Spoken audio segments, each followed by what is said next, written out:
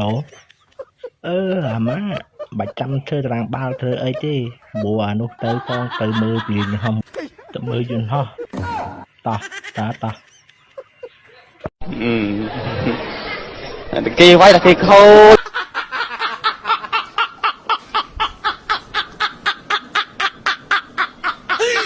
អូ my god អា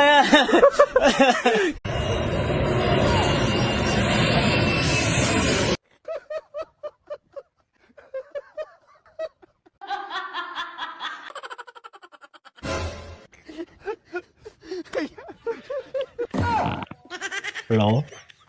អាម៉ាបាច់ចាំធ្វើតារាងបាល់ធ្វើអីទេព្រោះអានោះទៅផងទៅមើលពលានហោះទៅមើលយន្តហោះតោះ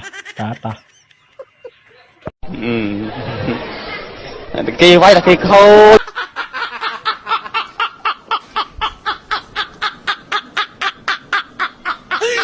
អូ my god